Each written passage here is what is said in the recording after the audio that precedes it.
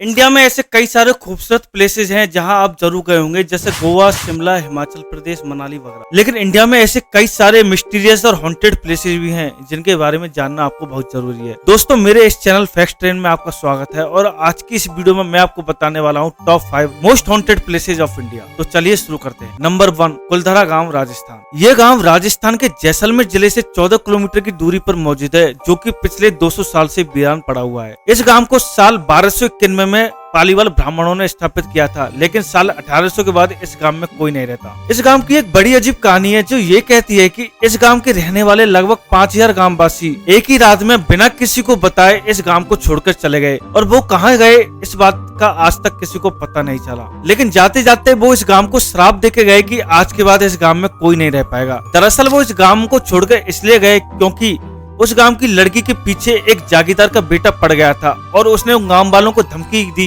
कि अगर उसके बीच में कोई आएगा तो वो उन सारे गांव वालों को मार देगा।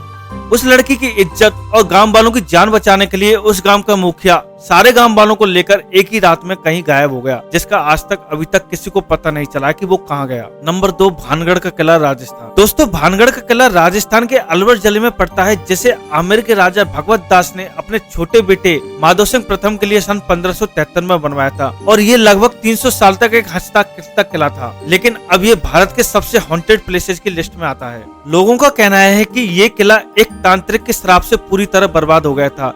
दरअसल इस किले की राजकुमारी ही इस किले के श्राप का कारण बनी। कहा जाता है कि जब एक तांत्रिक को उस किले की राजकुमारी से प्यार हो गया था, तो राजकुमारी ने उसके प्यार को एक्सेप्ट नहीं किया, क्योंकि वो एक तांत्रिक था और काला जादू करता था। लेकिन वो तांत्रिक राजकुमारी के प्यार को किसी भी तरह हासिल करना चाहता था, तो उसने अपने तांत्रिक विद्या से राजकुमारी को अपने वश में करना चाहा, जिसका पता राजकुमारी को चल गया।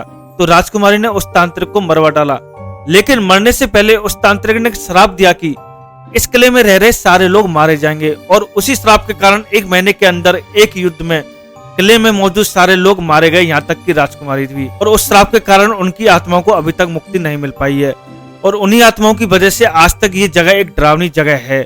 और भारतीय पुरातत्व सर्वेक्षण के अनुसार यहाँ एक बोर्ड भी लगाया गया है, जिसमें लिखा है कि सुबह 6 बजे से पहले और शाम 6 बजे के बाद इस किले में कोई एंटर नहीं कर सकता। नंबर 3, डूमस बीच, गुजरात। ये बीच गुजरात के सूरत से 21 किलोमीटर की दूरी पर मौजूद है, और इस बीच की रेत काली है, जिसकी वजह कहानियों में सामूहिक दाह संस्कार बताया जाता है।